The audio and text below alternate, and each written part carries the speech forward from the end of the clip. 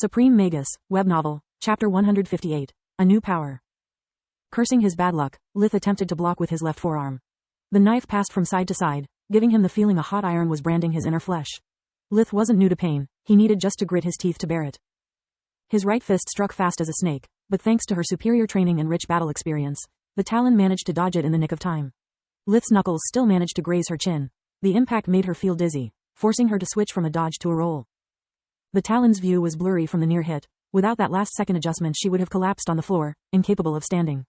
Lith jumped back on his feet to finish her, but the other two were already on him, aiming for his vitals. Damn, with no magic nor weapons, I can only block with my body. Solus, help me withstand the pain in case I lose some fingers. Not on my watch, she mind-yelled, dash. Lith wasn't the only one that had been training to explore the limits of his new body. Ever since their almost clash with the Scorpicore, she had made several experiments about her shape-shifting abilities.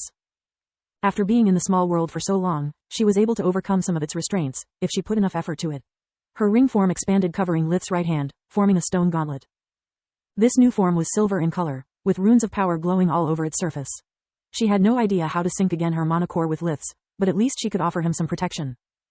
Lith was surprised as much as his two assailants, but none of them hesitated, keeping their emotions in check. The gloved hand, supported by air and fire fusion, deflected all the strikes that could kill or incapacitate him, while Lith tanked the others with earth fusion. Between his natural toughness and the magical hardening effect, the wounds he sustained were shallow enough to ignore them. They would only bleed a bit before starting to heal without him even needing to cast a spell. There was a creepy sensation in the pith of the Talon's stomach, telling them they were facing the thing that had killed their comrades. Every one of Lith's blocks would make their blades vibrate like they had clashed with a charging bull. Their hands were getting number with each strike, making increasingly harder to keep the grip on their weapons. What the F***ck is he? Magical items are supposed to not work. What in the god's name is that gauntlet? How can a kid be so strong and fast? His movements are all over the place, but he manages to keep up with us. If only we could use our tattoos. The Talon's tattoos were another one of Corn Hattern's masterpieces. Despite not being a true mage, she had found a way to inject her potions directly in the client's skin, making it possible to activate them with a thought thanks to the imprinting process. With Hattern gone, they would be conservative in using them, since there was no way to replenish the tattoos. But in the face of death, they would have gladly spent them all. Actually, their situation wasn't as desperate as it seemed. Careful, do not use fusion magic for too long, otherwise Small World could detect and block it too. Only use short bursts. Thanks for the advice. It's easier said than done, though. These guys are good. Even with my enhanced reflexes I'm no match for 3 of them in such an enclosed space. What about you? Can Small World shut you down? It can try, she sneered. I'm already following my own advice, boosting my defense only a moment before the impact. Dash. Being the first time Solus used such a trick, Lith was amazed by her ability in micro-managing her abilities. She wasn't as good as she made herself look, though. The gauntlet form was a desperation move by itself, made even harder by the Small World's dampening effect. Every time Solus missed the right timing, the Damascus blades would carve her thin form, if not even chipping away small pieces of stones. For her it was like being slashed and stabbed, but she held on bravely. I'm just a piece of rock. I can heal from everything, she thought in a hidden corner of her mind. Lith too kept getting hit, but he would return each attack with double the violence. 2 of the 3 Talons were women. Without their equipment and magic, they were like children compared to Lith's physical prowess. The man of the group wasn't in a much better position. Despite Lith being unarmed, during every clash with his opponent, the Talon would gain new bruises and cracked bones. The only reason they were still standing was because of their elite training and teamwork. Lith was just an amateur, yet he had all the advantages. Small World wouldn't affect his abnormal body. Fusion magic could substitute for potions and Solus was an excellent shield. The stalemate would have lasted long, if not for a Talon's lucky shot. The man's short sword hit Lith's right hand heavily. His 2 teammates had flanked Lith, forcing him to take the strike head-on. Lith managed to deviate the women's weapons at the last second by using quick elbow strikes, not leaving enough time to dodge or deflect the incoming attack. The blade managed to crack the gauntlet, making Solus yelp in pain.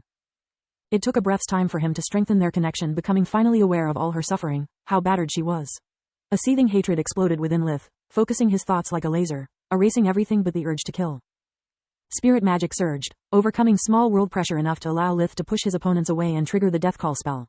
Darkness magic condensed in the form of tentacles, before starting to mutate. In his frenzy, Lith wasn't just merging his mana with the world's dark energies, but also those born from the abyss he kept in his mind and soul. Under the mask, his eyes glowed with a yellow light, like torches, the pupils reduced to vertical slits. Solus felt the darkness spreading through Lith's body, flooding her with power. The stone pieces scattered around the tent reunited with the main body, fusing back into place like the damage had never happened. The tentacles turned into a black fog, destroying everything on its path. What do you mean, Captain? Queen Sylpha asked. Killian told them in the details the events leading up to Garith Senti's death. The royals were unimpressed. That's nothing new. We already knew that Lith from Lucia has no qualms killing. That idiot had it coming. King Marin snorted.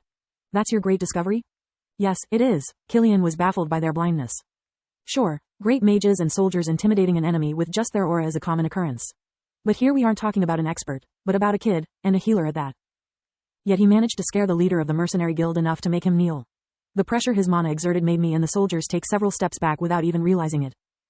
There was no greenhorn in that tent, yet we acted as such. Also, I could swear that the temperature dropped by several degrees.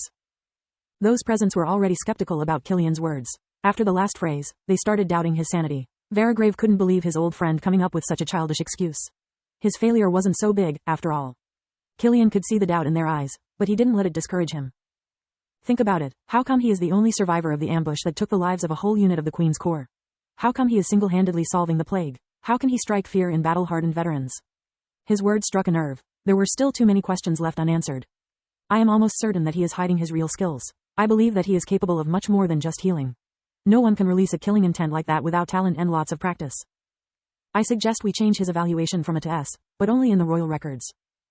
The idea that Lith was a talent on par with Minoa or Hattern, with enough patience to keep his act for so long since so young, was too disturbing to dismiss it without further inquiry.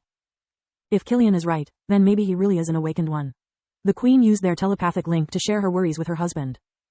Agreed. We must ask Lady Tyrus to make haste. She's the only one that can discover the truth. Meanwhile their conversation went on. An alien force started to seep in the world energy, creating ripples that reverberated through the entire continent, that only beings attuned with the world could perceive. Tyrus the Griffin, right under the throne room, Ligan the Dragon, from the north, and Salark the Phoenix, from the south, they all turned their heads in the direction where the encampment was settled. Rarely something capable of piquing their curiosity happened, and distance was no obstacle when they wished to speak to each other. It's not an awakened, nor someone attempting to become a lich. Tyrus pondered. And definitely it's not an abomination turning into an eldritch, nor a monster evolving into a guardian. I've never seen something like that before, Salark added. Ligan was left with nothing to add but the obvious. That leaves us with a question. What the heck is that then?